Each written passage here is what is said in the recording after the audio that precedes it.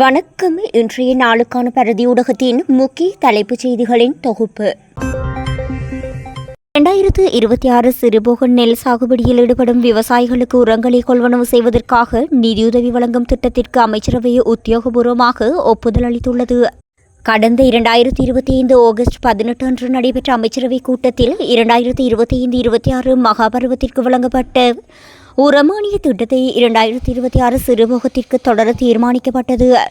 இதன் அடிப்படையில் வேளாண்மை, நிலம், கால்நடை மற்றும் நீர்ப்பாசன அமைச்சரால் சமர்ப்பிக்கப்பட்ட முன்மொழிவின் கீழ் நெல் சாகுபடி செய்யும் விவசாயிகளுக்கு ஒரு ஹெக்டேருக்கு ரூபாய் 25,000 வீதம் நிதியுதவி வழங்கப்படவுள்ளது.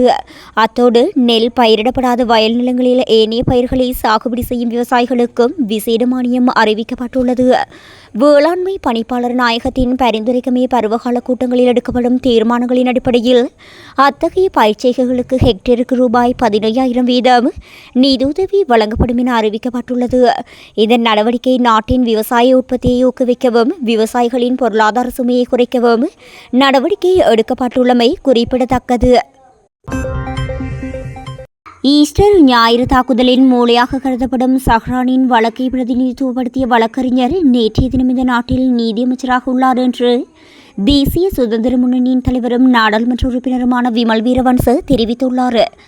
மேலும் பேசிய வீரவன்ச, தற்போதைய நீதியமைச்சர் ஹர்ஷன நாணயக்கார மட்டக்களப்பிற்கு சென்ற சஹ்ரானின் வழக்கை பிரதிநிதித்துவப்படுத்திய வழக்கறிஞர் என்றும் தெரிவித்தார். நாட்டின் பாதுகாப்புக்காக சிறப்பாக பணியாற்றிய மேஜர் ஜெனரல் சுரேஷ் சாலை போன்ற ஓய்வு பெற்ற புலனாய்வு தலைவர்களை சிறையில் அடைத்து துன்புறுத்தி சஹ்ரானை பிரதிநிதித்துவப்படுத்திய வழக்கறிஞர்களுக்கு அமைச்சர் பதவிகளை வழங்குவது நகைப்புக்குரியது என்றும் அவர் வலியுறுத்தினார். புலம்பெயர்ந்த புலிகளை திருப்திப்படுத்துவதற்காக அரசாங்கம் நாட்டின் புலனாய்வு அமைப்புகள் மற்றும் பாதுகாப்பு படைகளை பலவீனப்படுத்துவதாகவும் பாராளுமன்ற உறுப்பினர் குற்றம் சாட்டினார். தற்போதைய அரசாங்கம் பொருளாதாரத்தை கையாள்வதில் தோல்வியடைந்துள்ளதாகவும் திருடர்களை பிடிப்பது என்ற முழக்கத்துடன் ஆட்சிக்கு வந்தவர்கள் இப்போது பட்டப்பகலில் பெரிய அளவிலான ஊழலில் ஈடுபட்டுள்ளதாகவும் வீரவன்ச மேலும் கூறினார். குறிப்பாக தரமற்ற நிலக்கரி இறக்குமதி, தரமற்ற மருந்துகளின் இறக்குமதி மற்றும் அரிசியின் விலையை கட்டுப்படுத்த தவறியதன் மூலம் மக்கள் கடுமையான அழுத்தத்திற்கு உள்ளாகியுள்ளனர். நாட்டை இந்த படுகொலியிலிருந்து மீட்க கொள்கைகளை காட்டிக் கொடுக்காது மற்றும் நாட்டின் கலாச்சாரம் மற்றும் தேசிய பாரம்பரியத்தை அங்கீகரிக்கும் ஒரு புதிய தலைமை தேவை என்றும் மேலும் தெரிவித்தார். கைது செய்யப்பட்ட புலனாய்வு பணியகத்தின் முன்னாள் பணிப்பாளர் சுரேஷ் சாலை விடுதலை புலிகளை இரண்டாக பிரிப்பதில் சிறப்பாக செயற்பட்டார். சாலை போரை முடிவுக்கு கொண்டு வந்தார் என நாடாளுமன்ற உறுப்பினர் சாமரசம்பத் தசநாயக்க தெரிவித்துள்ளார். நாடாளுமன்றத்தில் உரையாற்றும் போது இவ்வாறு கூறினார். குண்டுகள் வெடித்த போது அருண் ஜெயசேகர கிழக்கு தளபதியாக காணப்பட்டார். ரவி செனவிரட்ன சிஐடியில் இருந்தார். ஷானி அபேசேகரவும் அங்கேதான் இருந்தார். இந்த நாட்டில் போரை முடிவுக்கு கொண்டு வருவதில் முன்னணி வகித்த மேஜர் ஜெனரல் சுரேஷ் சாலே அருட்தந்தை ஸ்ரீல்காமினியை விட எனக்கு மிகவும் மதிப்புமிக்கவர். தற்போது ஒருவர் அமைச்சரானார், ஒருவர் செயலாளரானார், ஒருவர் சிஐடி தலைவரானார். சாலை அந்த மேடையில் ஏறியிருந்தால் இன்று அமைச்சராகவும் இருப்பார் அல்லது மற்றொரு உயர் பதவியில் இருப்பார். அப்போது உளவுத்துறை சேவைகள் சிங்களவர்களால் அல்ல, தமிழர்கள் அறிந்த முஸ்லிம்களால் வேலை செய்யப்பட்டன. சாலை இதை பற்றி எச்சரித்தார். சாலைவை பற்றி பேச வேண்டாம் என்று அருட்தந்தை ஸ்ரீல்காமினி கூறுகிறார். அப்படி பேச அவர் யார்? இந்த நாட்டில் போரை முடிவுக்கு கொண்டு வந்த தலைவர்கள் அருட்தந்தை ஸ்ரீல்காமினியை விட எங்களுக்கு மிகவும் மதிப்புமிக்கவர்கள். காலி கடற்கரையிலிருந்து 40 கடல் மைல் தொலைவில் கவிழ்ந்த ஈரானிய கடற்படை கப்பலான ஐரிஸ் தேனாவில் 180 பேர் இருந்ததாக வெளியுறவு அமைச்சர் விஜயகேர தெரிவித்தார். அவர் மேலும் தெரிவிக்கையில், அவர்களில் 30 பேர் கடற்படையினரால் மீட்கப்பட்டு தற்போது கராபிட்டிய மருத்துவமனைக்கு கொண்டு செல்லப்பட்டனர். சம்பந்தப்பட்ட கப்பல் இலங்கை கடல் பகுதியில் இல்லை என்றாலும் உயிர்களை காப்பாற்றுவது ஒரு பொறுப்பு என்பதால் இந்த நடவடிக்கை மேற்கொள்ளப்பட்டது. சர்வதேச மரபுகளின்படி இந்த விவகாரம் கையாளப்பட்டு வருகின்றது. நேற்றைய தினம் காலை 5-8 மணியளவில் சம்பந்தப்பட்ட கப்பல் மூழ்குவதாக கடற்படைக்கு கிடைத்த செய்தியை தொடர்ந்து மீட்பு நடவடிக்கை தொடங்கப்பட்டதாகவும் அமைச்சர் தெரிவித்தார். முன்னாள் ராணுவ தளபதி சரத் பொன்சேகா, சவேந்திர சில்வா உள்ளிட்டவர்கள் வகித்த பாதுகாப்பு படைகளின் பிரதானி பதவியை அரசாங்கம் ரத்து செய்வதாக அறிவித்துள்ளது. 2009ஆம் ஆண்டு இலக்கம் 35 இயற்றப்பட்ட பாதுகாப்பு படைகளின் பிரதானி சட்டத்தை ரத்து செய்வதற்கான அரசின் தீர்மானத்திற்கு அமைச்சரவை அதிகாரப்பூர்வ அனுமதி வழங்கியுள்ளது. இந்த சட்டத்தை ரத்து செய்ய தேவையான சட்டமூலத்தை தயாரிப்பதற்கு 2025 பிப்ரவரி 24ஆம் தேதி நடைபெற்ற அமைச்சரவை கூட்டத்தில் ஆரம்ப அனுமதி வழங்கப்பட்டிருந்தது.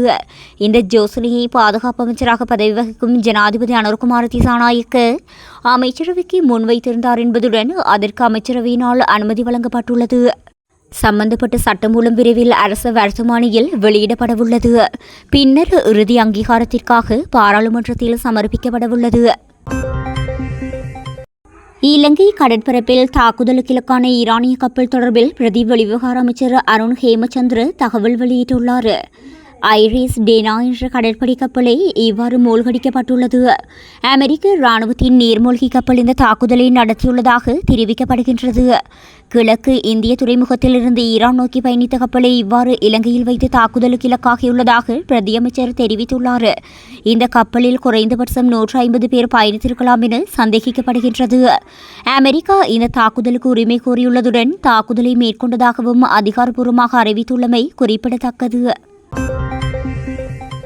திருகோணமலை மாவட்டத்தின் வானிலை போலீஸ் பிரிவுக்குட்பட்ட பகுதியில் உள்ளூர் தயாரிப்பு துப்பாக்கி மற்றும் ஐஸ் போதைப் பொருளுடன் சந்தேக நபர் ஒருவர் நேற்றைய முன்தினம் கைது செய்யப்பட்டுள்ளார் என்று போலீசார் தெரிவித்துள்ளனர். கைது செய்யப்பட்டவர் கந்தலாய் வானிலை பன்சல் கொடல பகுதியைச் சேர்ந்த 27 வயதுடைய முன்னாள் ராணுவ சிப்பாய் என அடையாளம் காணப்பட்டுள்ளார். கந்தலாய் பிராந்திய போதைப்பொருள் தடுப்பு பிரிவினருக்கு கிடைத்த ரகசிய தகவலை அடுத்து முன்னெடுக்கப்பட்ட சோதனையின் போது உள்ளூரில் தயாரிக்கப்பட்ட துப்பாக்கி ஒன்று 1450 மில்லிகிராம் ஐஸ் போதைப் பொருள் என்பன கைப்பற்றப்பட்டுள்ளன. சந்தேக நபர் வனவிலங்குகளை வேட்டையாடுவதற்காக இந்த உள்ளூர் துப்பாக்கியை பயன்படுத்தியுள்ளமை ஆரம்பகட்ட விசாரணைகளில் தெரியவந்துள்ளது. கைப்பற்றப்பட்ட பொருட்களுடன் சந்தேக நபர் வானிலை போலீஸ் நிலையத்தில் ஒப்படைக்கப்பட்டுள்ளார். அவரை கந்தலாய் நீதிமன்றத்தில் முன்னிலைப்படுத்துவதற்கான நடவடிக்கைகளை போலீசார் மேற்கொண்டு வருகின்றனர். ககதுடுவு பகுதியில் உள்ள ஆடை தொழிற்சாலை வளாகத்தினுள் பெண் ஊழியர் ஒருவர் கழுத்தறுத்து படுகொலை செய்யப்பட்டுள்ளதாக ககதுடுவு போலீசார் தெரிவித்துள்ளனர். புலட்சிங்கல கோவின பகுதியைச் சேர்ந்த 25 வயதுடைய திருமணமாகாத யுவதியே இவ்வாறு படுகொலை செய்யப்பட்டுள்ளார். இந்த கொலையை செய்ததாக சந்தேகிக்கப்படும் அதே தொழிற்சாலையில் உதவியாளராக பணியாற்றிய திருமணமான ஊழியர் சம்பவத்தின் பின்னர் தலைமறைவாகியுள்ளார். பதுளை கெப்பட்டிப்புல பகுதியைச் சேர்ந்த இவர் தற்காலிகமாக ககதுடுவ பகுதியில் தங்கியிருந்து வேலை செய்துள்ளார். கொலைக்கு பயன்படுத்தப்பட்டதாக சந்தேகிக்கப்படும் ரத்தம் படிந்த கூர்மையான கத்தியொன்றையும் போலீசார் மீட்டுள்ளனர். சந்தேக நபரை கைது செய்வதற்கான மேலதிக விசாரணைகளை ககதுடுவ போலீசார் முன்னெடுத்து வருகின்றனர். ஐக்கிய அரபு ராச்சிய ஜனாதிபதி ஷேக் முகமது பின் சஜீத் அல் நஹ்யானுக்கு அனுரகுமார திசாநாயக்க இன்றைய தினம் தொலைபேசி அழைப்பு மேற்கொண்டு அந்நாட்டின் மீது மேற்கொள்ளப்பட்ட பல தாக்குதல்கள் தொடர்பில் வருத்தம் தெரிவித்துள்ளார். ஐக்கிய அரபு ராச்சிய ஜனாதிபதியை தொலைபேசியில் தொடர்பு கொண்டு அந்த நாட்டின் மீது நடத்தப்பட்ட தாக்குதல்கள் குறித்து எனது வருத்தத்தை தெரிவித்துக் கொண்டேன். அனைத்து வகையான வன்முறைகளையும் பயங்கரவாதத்தையும் கண்டிப்பதோடு இலங்கையின் ஒருமைப்பாட்டை அவருக்கு உறுதிப்படுத்தினேன். இலங்கை உறுதியாக ஐக்கிய அரபு அமீரகத்துடன் நிற்பதுடன் எவ்வகையிலும் உதவ தயாராக உள்ளது என தொலைபேசி அழைப்பு குறித்து ஜனாதிபதி அனுரகுமார திசாநாயக்க தனது எக்ஸ் தளத்தில் பதிவிட்டுள்ளார். மத்திய கிழக்கு பிராந்தியத்தில் உள்ள அமெரிக்க சொத்துக்கள் மீது ஈரான் நடத்தி வரும் பதில் தாக்குதல்களுக்கு மத்தியில் ஜனாதிபதியின் இந்த கருத்துக்கள் வெளியாகியுள்ளன.